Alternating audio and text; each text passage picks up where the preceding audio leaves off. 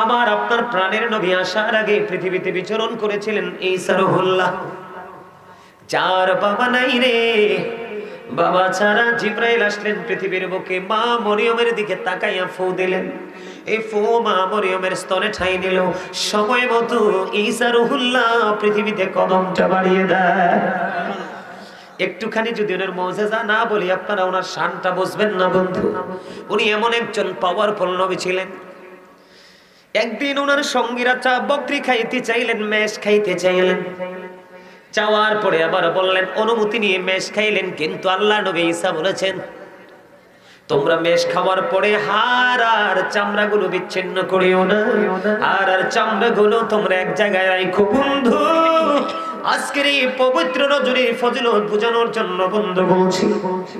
এবার কি করলেন, উনি এমন একজন নবী ছিলেন, খাওয়া টাওয়া সব শেষ হলো, চামড়া এবং হাড় গুলো একত্রিত। আল্লাহর নবী ঈসা রূহুল্লাহর হাতের আশাটা দিয়ে একটা টাচ করলেন। টাচ করে বলে, যা যা তোর পালে চলে যা। বন্ধু, আপনি কিন্তু গোশত খেয়ে শেষ করে ফেলেছেন, চামড়া এবং হাড় থেকে ও বন্ধু আবার পরিপূর্ণ মেষ হয়ে জিন্দা মেষ পালে চলে যা। এগুলো হলো আল্লাহ নবীদের মুজিজা, যেটা আপনার আমার জীবনে আমাদের পক্ষে সম্ভব নয় বন্ধু। আল্লাহর নবী ঈসা রূহুল্লাহ বরাতের ফজিলত সম্পর্কে বলার জন্য বলছি। তিনি আল্লাহর কাছে বললেন, আল্লাহ গো, এই জামানায় আমার চেয়ে বড় বুজুর্গ আর কেউ আছে কি? বুঝবেন কিন্তু ঈসা নবী আল্লাহর কাছে দরখাস্ত করলেন, আল্লাহ গো, এই জামানায় আমার চেয়ে বড় বুজুর্গ, আমার চেয়ে বড় আল্লাহওয়ালা আসেনি। এবার আল্লাহ রাব্বুল আলামিন ঈসা রূহুল্লাহকে বললেন, তুমি সামনের দিকে যাও, একটা রাস্তা দেখিয়ে দিলেন। যখন রাস্তা দেখিয়ে দিলেন, রাস্তা পথে বন্ধু তিনি চলতে শুরু করলেন। চলতে চলতে চলতে চলতে পথিমধ্যে হঠাৎ করে তিনি দেখতে পাইলেন রাস্তার মধ্যখানে একবারে সাদা একটা বড় পাথর। আল্লাহু আকবার বলেন। আল্লাহর নবী ঈসা রূহুল্লাহ একটু আশ্চর্য হয়ে গেলেন। মালিকের অর্ডার নিয়ে তো রাস্তা পথে চলতে শুরু করলাম, কিন্তু কেন গো রাস্তার মধ্যখানে এত বড় সাদা একটা পাথর দেখা যায়? এবার তিনি আশ্চর্য হয়ে গেলেন, চিন্তিত হয়ে গেলেন। আল্লাহ রাব্বুল আলামিন গায়েব থেকে আওয়াজ দিলেন, আল্লাহ জানিয়ে দিলেন, ও আল্লাহর নবী, আল্লাহ রাব্বুল আলামিন বলতেছে, ঈসা রে, তোমার হাতে যে আশা আছে, লাঠি আছে, এই লাঠি দিয়ে তুমি পাথরটার মধ্যে একটু আঘাত করো। ঈসা নবী তো কাজ করবে, সফল করার মালিক কে? আল্লাহর নবীকে পাওয়ার দিছে কে? ওনাকে আল্লাহর মনোনীত করেছে কে? 1,24,000 নবী রাসূলের মধ্যে 8 জন নবীকে আল্লাহ রাব্বুল আলামিন নিজে থেকে স্বর্গীয় উপাধি দিয়েছেন। এর মধ্যে একজন হলো ঈসা রূহুল্লাহ। যিশু ইজ দ্য স্পিরিট অফ আল্লাহ। জোরে জোরে কন্না সুবহানাল্লাহ। আর জোরে। আল্লাহ নিজে দিয়েছেন এই উপাধিটা, এই মর্যাদাটা আল্লাহ নিজে দিয়েছেন। এবার আল্লাহর নবী ঈসা রূহুল্লাহ কে করলেন বন্ধু, চলে গেল। আল্লাহর অর্ডার পেয়ে পাথরের মধ্যে আঘাত করলো। আঘাত করতে দেরি রে, পাথরটা ফাইটা দুইটা টুকরা হতে দেরি হলো না। ও বারিকোটা উত্তর পাড়ার মানুষ, আমার ভাই, আমার বাবারা, আমি বিশেষ করে আমার মা বোনদেরকে বলবো গো, আজকের রাত হলো ক্ষমার রাত। ও মা, আমার নবী যখন মেরাজে গেলেন, জান্নাত জাহান্নাম দুটোই কিন্তু দেখলেন। জাহান্নামের দিকে আমার নবী তাকায়া দেখলো, জাহান্নামের মধ্যে শুধু বড় লোক আর মহিলা বেশি। নাউজুবিল্লাহ বলেন না। শুধু ধনী ধনী মানুষ আর মহিলা বন্ধু জাহান্নামে ভরপুর। আমার নবী যখন জান্নাতের দিকে নজর দিয়ে চায়া দেখলেন, জান্নাতের মধ্যে চায়া দেখলো, জান্নাতের মধ্যে শুধু গরিব মানুষ আর পুরুষ লোক। এই জন্য মা বোনদেরকে বলেছে, একটু হৃদয় উজাড় করে তোমরা শোনো, আজকের রাত হলো আল্লাহ রাব্বুল আলামিন আজকের রাত্রিতে ক্ষমা করবে, ক্ষমার রাতে রে। আজকের রাত হলো আল্লাহর কাছে আমল পৌঁছার রাত। বন্ধু বানিয়ে বানিয়ে বলছি না, হাদিস শরীফ থেকে কালেক্ট করেছি বন্ধু। আপনারা দেখবেন মিলাদ কিয়াম নিয়ে যারা বন্ধু বিরোধিতা করে, তাদের মধ্যেও এখনো তারা এত বছর উল্টা পাল্টা বলেছে। এই বছর অনেকেই পজিটিভ বক্তব্য দিচ্ছে বরাত নিয়ে। জোরে জোরে কন্যা সুবহানাল্লাহ, আর জোরে বলেন না সুবহানাল্লাহ। বন্ধু, এই রাত্রি ক্ষমার রাত, এই রাত্রি আল্লাহর দরবারে তোমার আমল কবুল করার, প্রেজেন্ট করার রাত। আমরা চাইবো আজকের এই আমল যেন আল্লাহর দরবারে কবুল হয়। মেম্বার সাহেব আমাকে ফোন দিলেন, হুজুর এই রাত তো বরাতের রাত পড়ে গেছে। আমি কই কোনো টেনশন করবেন না, এটা ওই বাড়িকোটা উত্তরপাড়া বাসীর জন্য বড় একটা খুশনসিব। কথা বলেন না কেন? মানুষ চাইলেও এমন বাগান সাজাতে পারে না। আপনার আবার মনের অজান্তেই বরাত পড়েছে এই মাহফিলের দিন। সুবহানাল্লাহ। আল্লাহর নবী সারহুল্লাহ 38 বছরের মধ্যে দুইবার, এই বছর নাকি সেকেন্ড টাইম। আলহামদুলিল্লাহ বলেন না, আরো জোরে বলেন না। বন্ধুরে আবার এবার কি করলেন আল্লাহর নবী সারহুল্লাহ? পাথরটাতে আঘাত করলো, পাথরটা দুইটা টুকরো হয়ে গেল। টুকরা যখন হয়ে গেল, এবার চাইয়া দেখে রে এই পাথরের মধ্যে, পকেটে ঢুকা, সব জায়গায় দেখি কালা মানুষ বালা, এনে দেখি কালা মানুষ একটু দুষ্ট। পকেটে ঢুকাও। হ্যাঁ, অবশ্যই stop your mouth everybody, you listening my lecture very attentively, অন্যথায় I say go to your seat out of sight. Doctor সাহেব কি বলেন? কথা বলেন না কেন? দুষ্ট গরুর চাইতে শূন্য গোয়াল অনেক ভালো না? কথা বলেন না কেন? হ্যাঁ, যেই গাভী দুধ দিবে না, বাচ্চা দিবে, আমার দুধও লাগবে, বাচ্চাও লাগবে। কথা বলেন না কেন? আমার দুনিয়াও লাগবে, আখেরাতও লাগবে, আমার দেহের খোরাকও লাগবে, রুহের খোরাকও লাগবে। তুমি সারা জীবন তো দেহের খোরাক যোগাও, আজকেরই বাগান হলো তোমার রুহের খোরাক, রুহের খোরাকের বাজার এবং আখেরাতের বাজার করার জায়গা হলো এটা। বুঝেন আমার কথা? একদম সোজা কথা। জি, এল্লাই তো দমকটা দিছি দাদা, দেখছো নি? হ্যাঁ, এবার দেখো, এই দেখে, এই জন্য আমি বলি মুরব্বীদের অন্তর হলো আল্লাহ রাসূলের প্রেম ভালোবাসায় ভরা। বর্তমান প্রজন্মের ম্যাক্সিমাম যুবক যুবতীদের অন্তর হিংসা, নোংরামি আর ইহুদি সংস্কৃতিতে ভরা। আমার কথায় আপনাদের মনোযোগ নাই, যদি থাকতো তাহলে ঠিকটা অনেক উঁচু হতো। আপনি বলেন, আগের যুগের মুরব্বীদের মধ্যে যে নমনীয়তা ছিল, ভদ্রতা ছিল, প্রীতি ছিল, এখনকার ছেলেদের মধ্যে কি আছে? আরো জোরে বলেন। গত পরশু দিনের আমি বাড়িতে গেলাম, জুমার দিন না শান্ত, গত জুমার দিনে আমি গেছি আমার গ্রামের বাড়িতে। আমি একটা খুব দৃষ্টিনন্দন একটা মসজিদ আল্লাহ আমাকে দিয়ে, আমি গোলামকে দিয়ে গোলামি করেছি, দেখছেন কিনা জানি না। সহজে বাংলাদেশে না, আল্লাহ তো বিভিন্ন দেশও ঘুরাইছে। আমি কোথাও এত সুন্দর, এত দৃষ্টিনন্দন মসজিদ আমি কোথাও দেখিনি। আমি একদম গুনাহগার, মাত্র 5.5 মাসে মসজিদ শুরু এবং শেষ করেছি। সবচেয়ে মজার বিষয়টা হলো মসজিদটা ছিল পাঞ্জেকানা, চালু করছি জানুয়ারির 5 তারিখে, এবং যিনি খতিব ওনাকে রেখেছি প্রতি মাসে। যেই খতিবের যে অনারিয়ামটা, তার মানে হাদিয়াটা, এটা আমি প্রতি মাসে দেই, অলরেডি জানুয়ারিতে দিয়ে দিয়েছি। ওমা আলহামদুলিল্লাহ কন্যা, আর জোরে আলহামদুলিল্লাহ। তো জিকির আজকের রাতে তো এটা কোন লাগবে বেশি করে, ঠিক না? আমার কয়েকটা স্বাস্থ্য ভাই যে দুইটা হাসি দিছে, আর কন্দটা ঠান্ডা হয়ে গেছে। আলহামদুলিল্লাহ কোন। প্রেমেরই বাজারে কে যাবি চল রে, আমিও যাব তোর সঙ্গেতে। কোন? প্রেমেরই বাজারে কে যাবি চল রে, আমিও যাব তোর সঙ্গেতে। ঠিক কিনা বলা? প্রেমের বাজারে আসো, আল্লাহ রাসূল একসাথে পেয়ে যাবা। আর প্রেম ছাড়া কিন্তু ফুল বাগানো মরুভূমি, ঠিক কিনা বলেন? আর প্রেম থাকলে আগুনও হয় ফুল বাগিচা। ইব্রাহিম খলিলুল্লাহ পৃথিবী দেখছে আগুন, উনি যায় দেখে ফুলের বাগান। সুবহানাল্লাহ কন্যা কেন? বুঝতে হবে তো, বিবেক এমন একটা জিনিস, এটা আল্লাহর দেওয়া এক নূর। আজকে যারা বিবেকবান তারা সবাই সজাগ, আর যারা সজাগ তারা সবাই জিন্দা, আর যারা বিবেকহীন তারা সবাই ঘুমে। আর আজকে যারা ঘুমে, অসুস্থতা বা বার্ধক্য সমস্যা সেটা আলাদা কথা, সুস্থ মানুষ যারা ঘুমে তারা হলো মরা। জোরে কন্যা নাউজুবিল্লাহ, ঠিক না? হাদিসের ভাষা, রাসূল কয় যারা জিকির করে তারা জিন্দা, আর যারা জিকির করে না তারা মুর্দা। আপনি আমি পৃথিবীতে তারে জিন্দা দেখলো, আল্লাহ রাসূলের দৃষ্টিতে, কোরআন হাদিসের দৃষ্টিতে এটা মরে গেছে। দেখেন না প্রেম।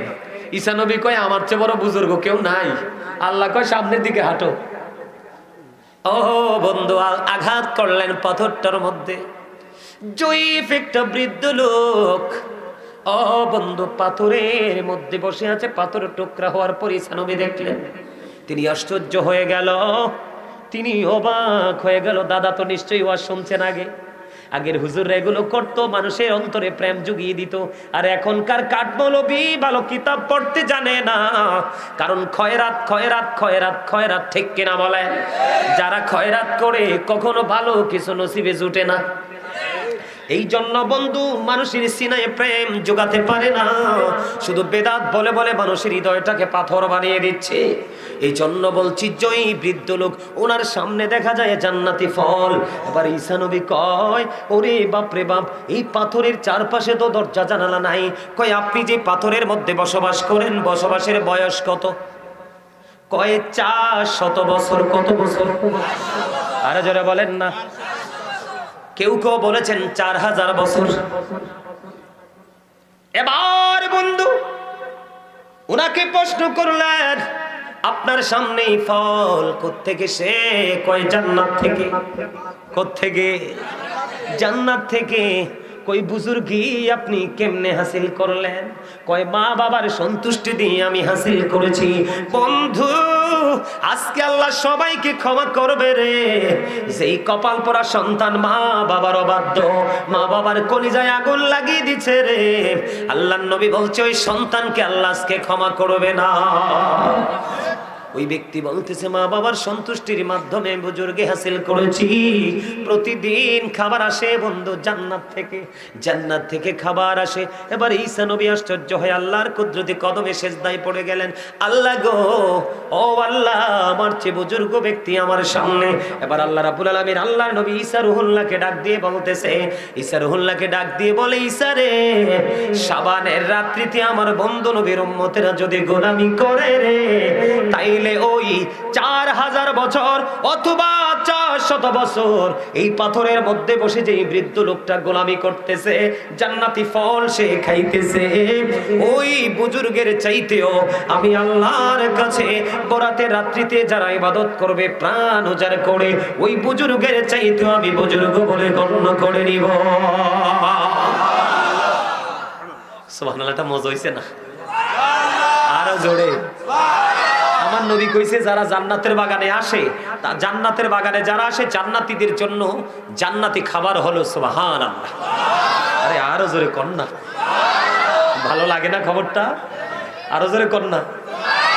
তাহলে আজকের রাত কি হাতছাড়া করা যায়? এটা যারা ছাড়ে ইচ্ছে করে তারা কি আসলে বুদ্ধিমান? আসলেই তারা বোকা, তারা উইক, তারা দুর্বল। মনে রাখবেন, দুর্বল মানুষের সফলতা কোথাও আসে না, আর স্ট্রং মানুষের সফলতা সব জায়গায় আসে। আলহামদুলিল্লাহ বলেন, আরো জোরে বলেন না। আমার কাছে কিন্তু অত্যন্ত ভালো লাগতেছে। আমি যদিও অসুস্থ, আজকে আমি ওঠার সময় আমার কে জানি বুকে হাত দিয়ে বলল আপনি তো শুকাই গেছেন। আমি বলছি আজকে জানুয়ারির 5 তারিখ মসজিদ উদ্বোধন করে এসে অসুস্থ হয়েছি। সে অসুস্থতার প্রভাব এখনো আছে, খাবারের রুচি একবারে নাই, কিন্তু প্রোগ্রাম তো চলতেছে প্রতিদিন। গতকালকে 2টা করছি। মানুষ তো চাপাইয়া ধরে, নাও করতে পারি না। আলহামদুলিল্লাহ বলেন না, আরো জোরে বলেন। সত্যিকারের যারা রাসূল প্রেম নিয়ে আল্লাহকে রাজি করতে চায়, আল্লাহকে পেতে চায়, তাদের জবান দেহ সবকিছুকে আল্লাহ কন্ট্রোল করে। তাদের মুখ দিয়ে ফালতু কথা আসে? আসে? আসে না। বন্ধুরে আমার, এই জন্য বলছে রাত্র বাজে 11:30। কয়টা? 12টা পার হলে বন্ধু দোয়া কবুল শুরু। বলে হুজুর আগে করলে করবে না? আগে করলেও করবে, তবে 12টার পরে রাত্র গভীর হয়ে যায়, দ্বিপ্রহর পার হয়ে যায়, তখন কিন্তু আশেক মাশেকের প্রেমের ডুরিটা আরো শক্ত হয়। কথা বলেন না কেন? হুজুর কেন গো? হাদিস শরীফের মধ্যে এসেছে বন্ধু, শাবানের রাত যখন যত গভীর হয়, গভীর রজনীতে আল্লাহ রাব্বুল আলামিনের গোলামিতে যারা নিয়োজিত থাকে, সত্যিকারী যারা আল্লাহর দিদার চায়, আল্লাহকে রাজি করতে চায়, আল্লাহর হাবিবকে জানিয়ে দিলেন, হাবিব আপনি জানিয়ে দেন, গভীর রজনীতে ওই আল্লাহর গোলামদের দিকে আল্লাহ রাব্বুল আলামিনের রহমতের দৃষ্টি তিনি দিতে থাকে। আল্লাহর রহমতের দৃষ্টি চায় না এমন কোন মানুষ কি পৃথিবীতে আছে? কিন্তু রহমতের দৃষ্টি তো চাইলেই হবে না, রহমতের দৃষ্টি পাওয়ার সময়টাও তো লাগবে। কথা বলেন না কেন? লাগবে না? আপনার বডিতে ডাক্তারের কাছে গেলে কিন্তু ডাক্তার জীবনে ওষুধ দেবে না যতক্ষণ আপনার জ্বর না আসে। উনি আপনার জ্বরটা নির্ণয় করবে, তারপরে কত পরিমাণ জ্বর আছে সেটার উপর ভিত্তি করে কি করবে? ঔষধ দিবে আপনার শেফার জন্য। ঠিক কিনা বলেন? বন্ধুরে আবার শুধু তাই নয়, মা আয়েশা সিদ্দিকা রাদিয়াল্লাহু তাআলা আনহা থেকে হাদিস কানা বর্ণিত, আপনার আমার প্রাণের নবী মা আয়েশাকে প্রশ্ন করলেন, আয়েশা রে বলো না আজকে রজনীতে কি হয়? মা আয়েশা বলবে কি করে? মা আয়েশা প্রশ্ন করার পরে মা আয়েশা বলতে পারে না, আমার নবী ডেকে ডেকে বলল, আয়েশা রে এই রজনীতে কত জন আদম সন্তান পৃথিবীতে আসবে সেটার লিস্ট হবে। সুবহানাল্লাহ কন্যা।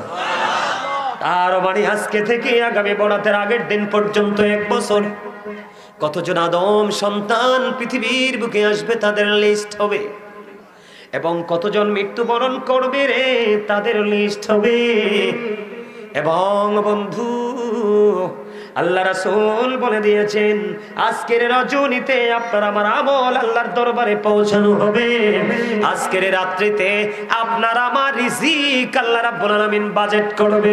এই জন্যই বলা হয় ভাগ্য রজনী। কারো কারো কপাল পড়বে আর কারো কারো কপালে 4 আঙ্গুলের কপাল। সবার কেউতি থাকে 5 তলায়, আবার কেউ থাকে গাছতলায়। ঠিক কিনা বলেন? কেউ বা খায় কোরমা পোলাও, আবার কেউ কিন্তু শুটকি ভাত মিলে। তার কারণ হলো বন্ধু, আপনার একটা প্রত্যাশা থাকতে হবে। এই প্রত্যাশাকে ফিল আপ করার জন্য শুরু থেকে আপনাকে প্ল্যানিং করে কাজ করতে হবে। এই জন্য মুমিনরা প্ল্যান করে কাজ করে। কি করে?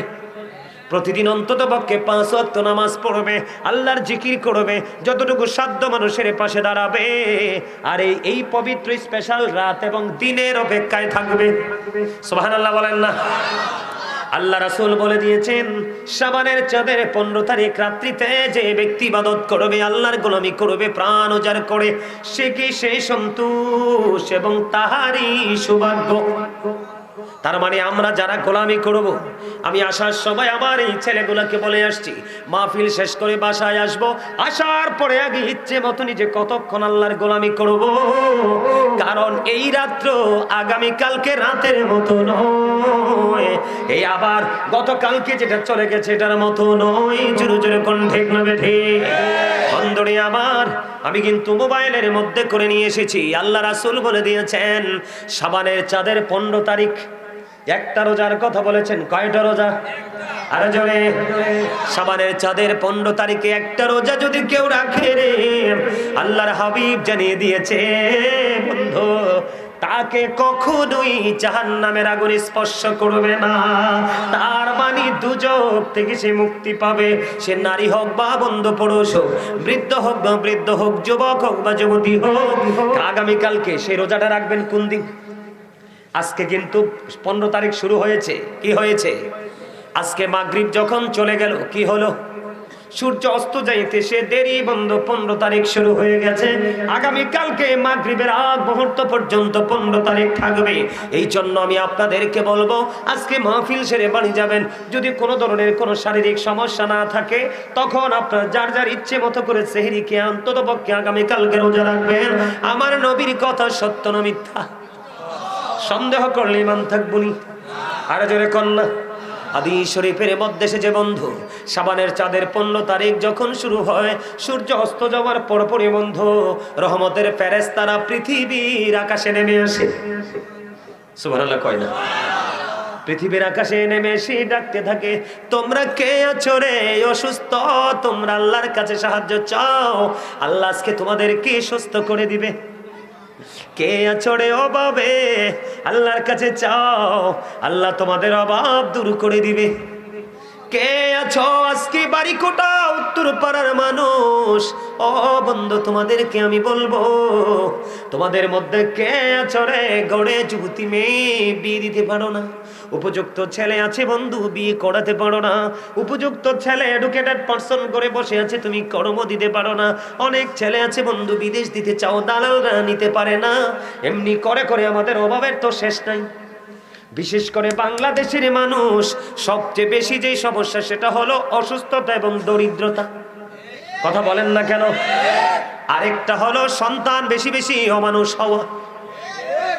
আল্লাহর কাছে চাইবেন, দয়াল রে আমার নবীর হাদিস থেকে জেনেছি তুমি নাকি আজকে ক্ষমা করে দিবা, যা চাইবো তাই নাকি বরাদ্দ দিবা। মালিক আমার ছেলেগুলো আমার অবাধ্য হয়ে গেছে, বাধ্য করে দাও। মেয়েগুলো আমার বিয়ে দিতে পারি না, বিয়ের ব্যবস্থা করে দাও। ছেলেগুলোর চাকরির ব্যবস্থা করতে পারি না, চাকরি হচ্ছে না, সময় মতো বিয়ে দিতে পারছি না। তার কারণ হলো ছেলে মেয়ে উপযুক্ত হওয়ার পরে যদি অপরাধ করে, অপরাধের দায় নিতে হবে বাবা মাকে। এই জন্য বন্ধু আপনি আমি আল্লাহর কাছে চাইবো, আল্লাহ রাব্বুল আলামিন ফজরের আজানের আগ পর্যন্ত আজকে সব আপনার আমার জন্য বরাদ্দ করে দিয়েছে। এই জন্য বলেছে হাদিস শরীফের মধ্যে, রাত্র যখন গভীর হয়ে যায়, গভীর রজনীতে আল্লাহর প্রিয় হাবিব সরকারে মদিনা জানিয়ে দিয়েছে আল্লাহর রহমতের নজর আল্লাহর প্রিয় বান্দাদের দিকে দেয়। যার উপর আল্লাহর রহমত থাকে রে, তার কখনোই বন্ধু কোনো অভাব থাকতে পারে না। ঠিক নেই? আরো মজার খবর আছে বন্ধু, বলবো নি? আল্লাহর হাবিব বলেছেন ওই চোখ কানাগুলো নাকি হাদিসগুলো পায় না।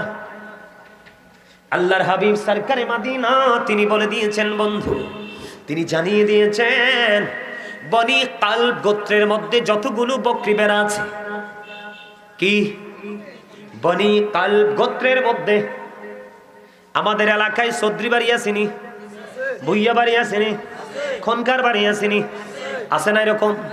এইরকম একটা গোত্র হলো বনি কালব।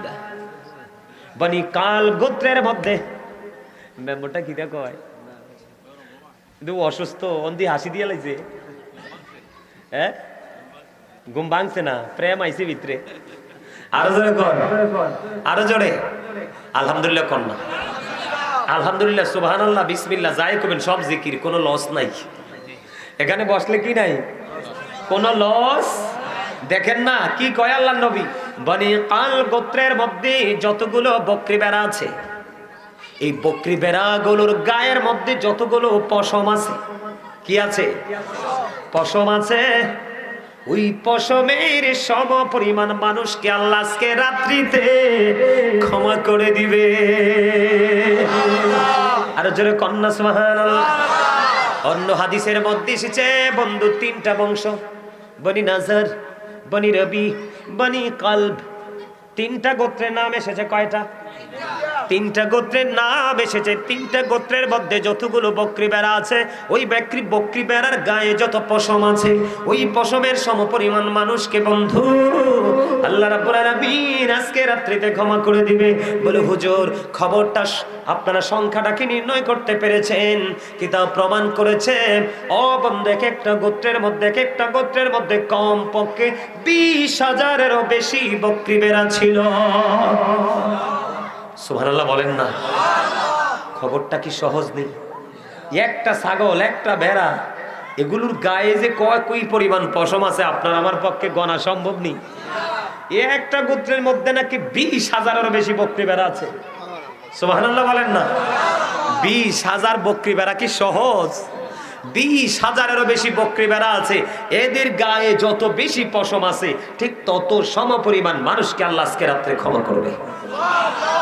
এই জন্য বন্ধু নবী জানিয়ে দিয়েছে আজকে রাত্রি হলো দরুদ পড়ার রাত, আজকে রাত্রি হলো নফল নামাজ পড়ার রাত, আজকের রাত্রি হলো কোরআন তেলাওয়াত করার রাত, আজকের রাত হলো মিলাদের রাত, আজকের রাত হলো ওয়াজ নসিহতের রাত, আজকের রাত হলো মালিককে রাজি করার রাত। মালিক কেমনে রাজি হইব জানেননি? নামাজ পড়লেও জিকির, কোরআন তেলাওয়াত করলেও জিকির।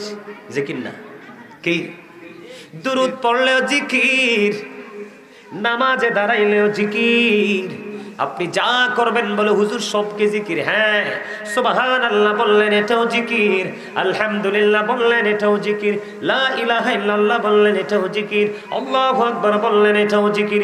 কাউকে ভালো কাজের জন্য ডাকলেন এটাও জিকির, কাউকে খারাপ কাজকে ধামাচাপা দেওয়ার জন্য বাধা দিলেন এটাও জিকির।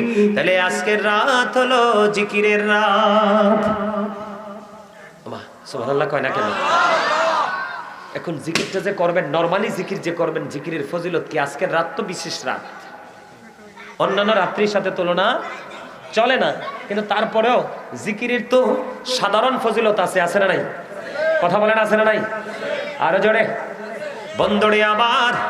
এখন জিকিরটা করতে হবে কেমনে দেখেন, ফাযকুরুল্লাহ কিয়ামান, দাঁড়িয়ে দাঁড়িয়ে জিকির করো, কুউদান বসে বসে জিকির করো, ওয়ালা যুনুবিকুম শুয়ে শুয়ে জিকির করো, কিন্তু জিকির বন্ধ করা যাবে না। আল্লাহ বলেছেন ইয়া আইয়ুহাল্লাযীনা আমানু যকুরুল্লাহা যিকরান কাসীরা ওয়াসাব্বিহুহু বুকরাতান ওয়াসীলা। আল্লাহ বান্দাদেরকে ডেকে ডেকে বলেছেন ঈমানদারেরা তোমরা বেশি বেশি করে জিকির করো, সকাল তো সন্ধ্যা আল্লাহর পবিত্রতা ঘোষণা করো। আল্লাহর অর্ডার মানা দরকার না? তাহলে অন্য সব সময় তো আমরা করি জিকির, কিন্তু আজকে একটু বেশি করব। কি করব? আজকে একটু কেন করব? অন্যান্য রাত্রে নফল ইবাদতের চাইতে আজকের রাত্রে নফল ইবাদতের পাওয়ার একটু বেশি। জানেন আপনার আমার আশেপাশে, আপনাদের আশেপাশে কবরস্থান আসেনি? আপনারা কবরের পারে গিয়েও জিয়ারত করবেন। স্পষ্ট হাদিস, মা আয়েশা সিদ্দিকা রাদিয়াল্লাহু তাআলা আনহা কয়, নবীজি আমার বিছানায় ছিলেন। কোথায়? নবীজি আমার বিছানায়। হঠাৎ করে গভীর রজনীতে বিছানায় চাইয়া দেখি রে, আমার প্রাণের নবী তো বিছানা ত্যাগ করে ফেলেছে, আমার কাছে নাই। মা আয়েশা টেনশন করতেছে, না জানি রে আমার রাসূল আমাকে ছেড়ে অন্য কোন বিবির ঘরে চলে গেল, অন্য কোন বিবির কাছে চলে গেল। ও বন্ধু, মা আয়েশা প্রাণের নবীর খোঁজে বের হয়ে গেল। নবীকে খোঁজার জন্য কোথায় গেল? আমার সঙ্গী আমার কাছে নাই। কোথায় রে? জলদি করে বন্ধু চলে গেল, যাইয়া দেখে আপনার আমার প্রাণের নবী জান্নাতুল বাকিতে গভীর রজনীতে জিয়ারত করছে। আপনার আমার জিয়ারতের দরকার না? এখন আপনি আমাকে প্রশ্ন করতে পারেন বন্ধু, যে হুজুর আমি যে গভীর রজনীতে জিয়ারত করতে যাব, আমার বেনিফিট কি? তোমার বেনিফিট তুমি খুঁজো না, তোমার সবচেয়ে বড় বেনিফিট হলো তুমি তোমার রাসূলের আদর্শকে বাস্তবায়ন করেছো। এটাই হলো রাসূল প্রেম। একাধিক হাদিস গ্রন্থের মধ্যে এসেছে, এক ব্যক্তি এসে প্রশ্ন করলো, ইয়া রাসূলুল্লাহ, নবী গো কিয়ামত কখন হবে? নবী বললেন, তুমি কিয়ামতের দিনের জন্য কি প্রস্তুতি নিয়েছো?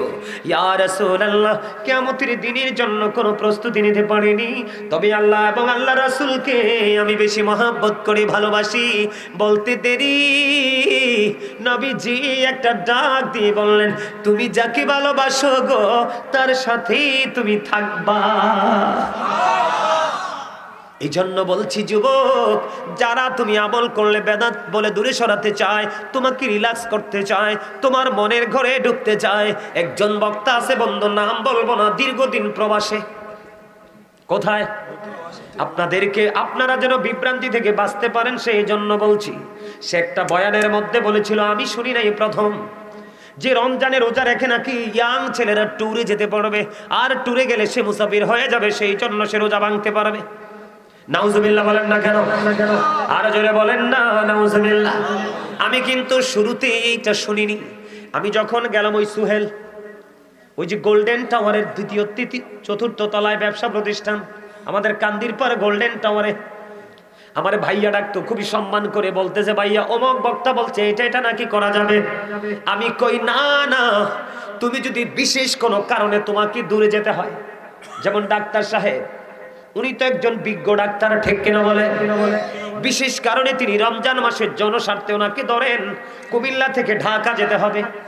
কোথায় যেতে হবে? 48 মাইল অতিক্রম করলেই মুসাফির। কথা বলেন না কেন? এখন তিনি ঢাকা চলে গেল। ঢাকা যাওয়ার পরে উনি ক্লান্ত হয়ে গেল, এত বেশি ক্লান্ত, এখন তিনি রোজাটা রাখতে পারবেন না, উনি পানি পান করতে হবে। আল্লাহর নবী বলেছে এমন পরিস্থিতিতে তুমি রোজাটা ভাঙতে পারবে, কিন্তু তুমি রোজা রেখে ইচ্ছে করে তুমি সফরে যাইবা, তুমি রোজা ভাঙবা মুসাফিরের অজুহাত দিয়ে, একে তোমাকে কখনোই আল্লাহ ছাড় দেবে না। কারণ রমজান মাসে রোজা হলো ফরজ। কি কথা কন না কেন? রমজান মাসে রোজা হলো ফরজ। ও বন্ধু, আল্লাহর নবী বলেছেন ইচ্ছে করে যদি একটা রোজা ভাঙ্গো, সারা জীবনেও সেই রোজার খেসারত দিয়ে কবরে যাইতে পারবা না। তাহলে আপনি বলেন আমার নবীর অর্ডারটা রাইট নাকি যুবকদের মন জয় করার জন্য? কি করার জন্য?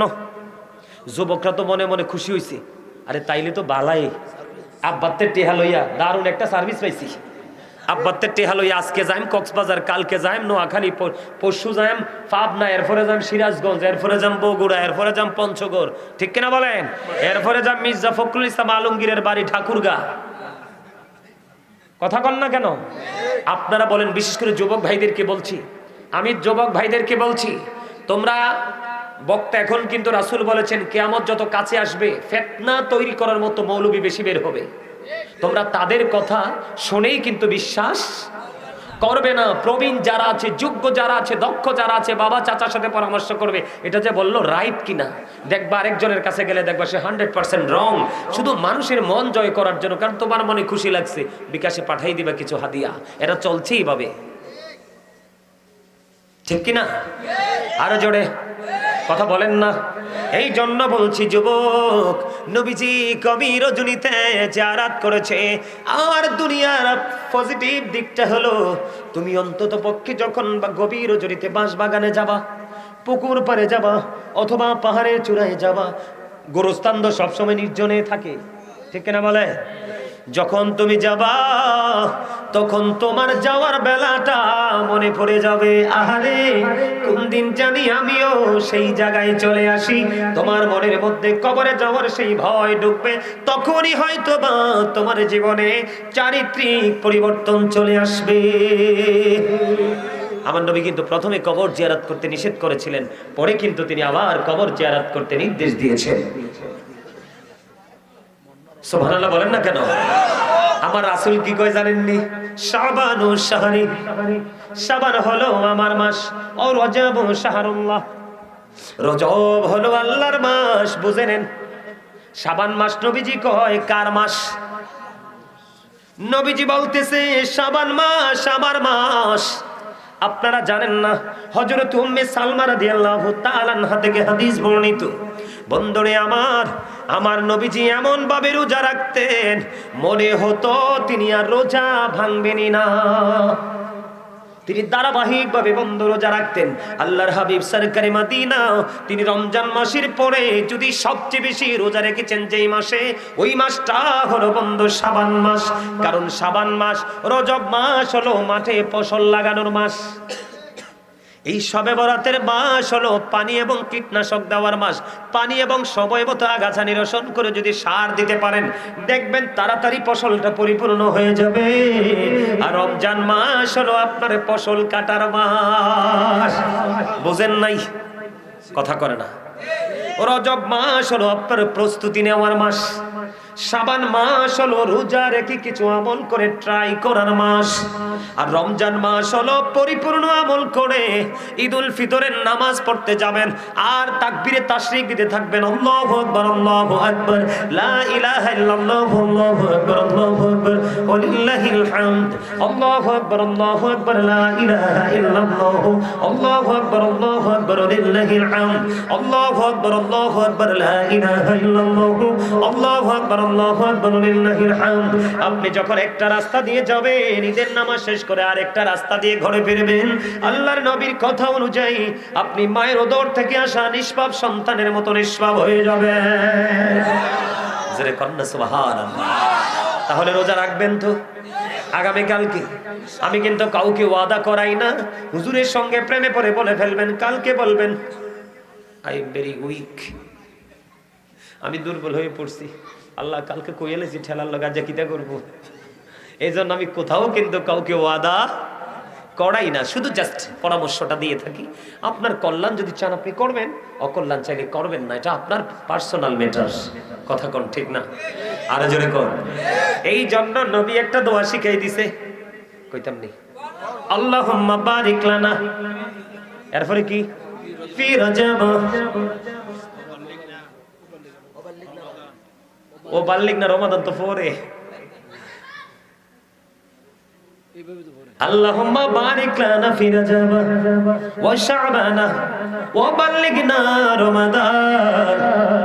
চাইছি একটু আপনাদেরকে খোঁচা মেরে, আমরা এমন মুসলমান, আমরা সিম্পল বিষয়গুলো জানি না। আল্লাহ রাসূল শিখিয়ে দিয়েছে, আমরা আল্লাহর কাছে দোয়া করব, আল্লাহ আমাদেরকে রজব এবং শাবানের বরকত দাও। কি দাও? আর আমাদেরকে রমজান পর্যন্ত পৌঁছায়া দাও। আচ্ছা কোন, যদি শাবানের বরকত না থাকতো নবী কি কইতো? আল্লাহুম্মা বারিক লানা ফি রাজাবা ও শাবানা ও বাল্লিগনা রমাদান। ঠিক কি না? কথা দেখছেন নি? আমাদেরকে কি করো? শাবান মাসে বরকত দাও, রজব মাসে বরকত দাও, এবং রমজান পর্যন্ত আমাদেরকে পৌঁছে দাও। সুবহানাল্লাহ বলেন না? আজকে আসলে কি জানেন, রমজান মাসে পৌঁছে দেওয়ার মধ্যে অনেক কারণ, হায়াত আছে, সুস্থতা আছে, কত কিছু আছে, আছে না? কথা বলেন না? তাহলে এত কিছু থাকার পরেও কত বড় দুঃসাহস, ওরা কয় আহলে হাদিস, তার মানে হাদিস গ্রহণকারী। ওই আমার চাচাই কইছে আহারে হাদিস, ওই আরেক স্বাস্থ্য ভাই কয় আহারে খবিস। আসলে এটাই হেসা। আল্লাহ রাসূল কইছে, নবীরে যারা আঘাত করে, নবীর ইজ্জতের চাদর ধরে যারা টান দেয়, নবীকে যারা বকা দেয়, নবী কয় ক্বালা মান সাব্বা নাবিয়া ফাকতুলহু, উম্মত সাথে সাথে দৌড়ে এটারে হত্যা করে ফেল। কি করে ফেলো? খুন করে ফেলো। এটা আলী রাদিয়াল্লাহু তাআলা আনহু থেকে হাদিস বর্ণিত। রাসূল বলেছেন ক্বালা মান সাব্বা নাবিয়া ফাকতুলহু ওয়া মান সাব্বা সাহাবী ফাদরিবহু, নবীকে যারা গালি দিবে, নবীর ইজ্জতের চাদর ধরে যারা টান দিবে, উম্মত বলেছে তাদেরকে খুন করে ফেলো। সাহাবায়ে কেরামকে যারা গালি দিবে, ইজ্জতের চাদর ধরে টান দিবে, এদেরকে বাইন্দা পিটাও। নবী কয় শবে বরাতের বরকতের জন্য দোয়া করতাম, নবী করছে, আমরাও শিখাই দিয়ে গেছে। ঠিক কিনা বলেন? কারণ নবীর সাথে আমাদের মধুর সম্পর্ক, আমরা সেই সম্পর্কের পরিপূর্ণতা দেখতে পাবো কাল হাসরের দিন। তবে আলগা এবং শুকনো প্রেম নিয়ে যাইলে হইতো না, পরিপূর্ণ প্রেম নিয়ে যেতে হবে, তাহলেই কিন্তু আমরা মজাটা পেয়ে যাব। কথা বুঝে আসছে আমার? তাহলে শবে বরাতকে কাজে লাগাবেন। রাসূল কয় শবে বরাত রাসূলের মাস, শাবানু শাহরি, শাবান আমার মাস, ও রজবু শাহরুল্লাহ, মেরাজের মাস কার মাস? আল্লাহর মাস। সেখানে কিন্তু একটা প্রশ্ন থাকতে পারে, বলে হুজুর কেন? মুসা বলে রব্বি আরিনি, আল্লাহ বলে লান তারানি। মুসা আল্লাহরে দেখতে চায়, আল্লাহকে দেখা দিত না, সাফসুপ না করে দিছে। আর আপনার আমার নবীকে কোরআন শরীফ আমার সামনে 15 পারা সূরা বনী ইসরাইলের প্রথম নাম্বার আয়াতে আল্লাহ বলেছেন, আপনার আমার নবীকে আল্লাহ নিজে দাওয়াত দিয়ে নিয়েছেন। এই জন্য বুঝে নিতে হবে রজবু শাহরুল্লাহ, রজব আল্লাহর মাস, আর রমাদানু শাহরু উম্মতি, রমজান মাস হলো উম্মতের মাস। তার মানে রমজান মাস আমাদের জন্য বরাদ্দ করে দিয়েছেন আল্লাহ। এত বেশি বরাদ্দ করছে, যেই কোনো আপনি নরমাল একটা ইবাদত করবেন 70 থেকে 700 গুণ পর্যন্ত বাড়িয়ে দেওয়া হবে সওয়াব। এত বেশি ফজিলত। এই জন্য আমরা শবে মেরাজ থেকে আমরা কি করেছি? প্রস্তুতি নিয়েছি। শাবান মাসে আমরা মোটামুটি একটু রোজা রেখে নামাজ পড়ে আমরা কি করতেছি? স্টার্ট করতেছি আমলটা। ঠিক কিনা বলেন? কিন্তু পরিপূর্ণতায় ঢুকে যাব আল্লাহ যদি কবুল করে মার্চের 12 তারিখ থেকে। শুরুটা হবে 11 তারিখ থেকে। ঠিক কিনা বলেন? সেহরি খাওয়া এবং তারাবি রোজাটা শুরু হবে 12 তারিখ থেকে, আল্লাহ যদি কবুল করে আমরা পরিপূর্ণভাবে এটাকে চালিয়ে যাব। ঠিক না? ঠিক। ওটাও কিন্তু জিকির। বলে হুজুর লাভ হইব কি?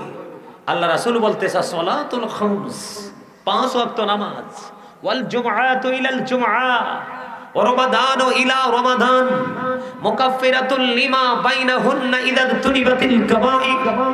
রাসূল কয় as-সালাতুল খামস, 5 ওয়াক্ত নামাজ। কয় ওয়াক্ত? বুঝেন কি মজা, দেখেন না জিকিরের ফজিলত। 5 ওয়াক্ত নামাজ মানে আপনি আমি যখন 5 ওয়াক্ত নামাজ পড়বো, এটার পরিপূর্ণতা এসেছে। আল্লাহ রাসূল আরেকটা হাদিসের মধ্যে চমৎকার ভাবে বলেছেন, কারো বাড়ির আঙ্গিনায় যদি পুকুর থাকে বা কোনো নদী থাকে বা জলাশয় থাকে, তোমরা যদি দৈনিক 5 বার গোসল করো, তোমাদের শরীরে যেমনি কোনো ময়লা থাকবে না। 5 ওয়াক্ত নামাজ পড়ার কারণে গ্যাফের মধ্যে যে গুনাহ করবা, এই গুনার কাফারা হয়ে যাবে 5 ওয়াক্ত নামাজের কারণে। এরপরে বলেছেন আল জুমআতু ইলাল জুমআ, কি ওয়াল জুমআতু ইলাল জুমআ, এক জুমা থেকে আরেক জুমার মাঝখানে 1 সপ্তাহের গ্যাপ। রাসূল বলেছেন দুটো জুমা ঠিকঠাক মতো পড়তে পারলে মাঝখানের 1 সপ্তাহের গুনাহ মাফ। এরপরে বলেছেন রমাদানু ইলা রমাদান। আল্লাহ রাসূল কয় এক রমজান থেকে আরেক রমজান, তুমি গত বছর রোজাটা ঠিকঠাক মতো পালন করেছো, কেমনে পালন করবা? মিছা কথা কম যাইতো না, হারাম খাওয়া যাবে না, সুদ খাওয়া যাবে না, ঘুষ খাওয়া যাবে না, পরের উপর জুলুম করা যাবে না, মিথ্যা কথা বলা যাবে না, গীবত করা যাবে না। এমনি করে করে সকল নোংরা কাজকে একেবারে টোটাল ডিলিট করে মুখে তালা ঝুলাই দিতে হবে। ঠিক নেই? ভেরি সিম্পল বিষয়। সময় সময় নামাজ পড়বেন, সময় সময় কোরআন তেলাওয়াত করবেন। রোজাকে রোজার মতো রাখার জন্য আপনারা যদি আমার লাইভ দেখে থাকেন, হয়তো আগামী বা কালকে বা পরশু যেই কোনো দিনে আমি রোজার ফজিলত নিয়ে আলোচনা করব পরিপূর্ণভাবে। তবে এখন আপনাদেরকে একটু জাস্ট ধারণা দিয়ে যাচ্ছি। রাসূল বলেছেন ওয়াল জুমআতু ইলাল জুমআ ওয়া রমাদানু ইলা রমাদান, এক রমজান থেকে আরেক রমজান। গত বছর রোজা আপনি ঠিকঠাক মতোই পালন করেছেন, এবার রোজা কিন্তু আসন্ন। আমি দেখতে পাই গত বছরের তুলনায় কিন্তু এই বছর মানুষের মধ্যে একটা আলাদা একটা উৎসাহ বিরাজ করতেছে। সুবহানাল্লাহ বলেন না? এখনই মানুষ রোজা নিয়ে বিভিন্ন ধরনের প্রশ্ন উত্তর চায়, বিভিন্ন ধরনের মানুষ আনসার খুঁজতেছে। তার মানে এখানে কিন্তু মানুষের উৎসাহ উদ্দীপনাটা অনুভব করা যায়। ঠিক কিনা বলেন? আমরা চাই, আল্লাহ চায়, রাসূল চায়, পৃথিবীর সকল হক্কানি আলেমরা চায়, সাধারণ মানুষ তোমরা দুনিয়ার সময় দুনিয়ার কাজ করো। আল্লাহ যে সময় নির্ধারণ করে দিয়েছে সেই সময় আল্লাহর কাছে এসে হাজিরা দিয়ে যাও, তাহলে দুনিয়া আখিরাত দুটোই তোমার জন্য নিয়ামত হয়ে যাবে। রাসূল বলতেছেন এক রমজান থেকে আরেক রমজান, এখানে গ্যাপ আছে কিন্তু। যদি আমরা 365 দিনে এক বছর ধরি, তাহলে ধরেন এই বছর রোজায় 30 দিন, গত রমজানে 30 দিন চলে গেল, এবছর ভাগ্য যদি ভালো হয় 30 দিন, তাহলে 30-30 60 দিন চলে গেল। কয় দিন চলে গেল? 60 দিন চলে গেল। মাঝখানে 305 দিন আছে অবশিষ্ট। কত? 1 দিন 2 দিন না, 305 দিন। আপনার আমার প্রাণের নবী জানিয়ে দিয়েছে বন্ধু, এই 305 দিনের গুনার কাফারা হয়ে যাবে 2 দিকের রোজার কারণে। তবে শর্ত হলো কবিরা গুনাহ থেকে বেঁচে থাকতে হবে। কবিরা গুনাহ করা যাবে না। ঠিক না? ঠিক। জেনে বুঝে সুস্থ অবস্থায় এইসব অপরাধ থেকে আমাদেরকে বেঁচে থাকতে হবে। সাবধান, আজকে রাত্রে আপনি স্বেচ্ছা মতো ইবাদত করবেন। যদি মনে করেন যে আপনার মা বাবার সাথে আপনার সম্পর্কটা ভালো না, মা বাবাকে একটু সরি বলে দিবেন। আর আপনি মা বাবাকে সেবা করতে পারেননি, মা বাবা কবরে চলে গেছে, আজকে রাত্রিতে জিয়ারত করবেন। রাত্র তো প্রায় গভীর হয়ে যাচ্ছে, কি করবেন? কথা বলে না। জিয়ারত করবেন আগামীকালকে দিনের বেলা সুযোগ পেলে, অথবা ইফতারের সময় কোনো আলেমকে দাওয়াত দিয়ে, অথবা কোনো ফকির মিসকিনকে পাইলে তাদের আত্মার মাগফিরাতের উদ্দেশ্য করে খাওয়াই দিবেন। সুবহানাল্লাহ বলেন। কেন জানেন? পিতামাতার ইন্তেকালের পরে তাদের সেবা, তাদের সাথে ভালো আচরণ হলো, তাদের জন্য দোয়া করা, কি করা? তাদের জন্য দান সৎকা করা, তাদের জন্য কি করা? দান সৎকা করা। বাবা মার প্রিয়জন যারা বন্ধু ছিলেন, বাবা মা নাই, তাদের সাথে সুসম্পর্ক বজায় রাখা, এগুলো আমাদেরকে মনে রাখতে হবে, এগুলো আমাদেরকে শিখে রাখতে হবে। কথা বুঝতে পারছেন? আরো জোরে বলেন। আমার কথা আপনারা বুঝতে পারছেন? এই জন্য আমরা কিন্তু এই গুরুত্বপূর্ণ সময়গুলোকে আমরা কি করব না,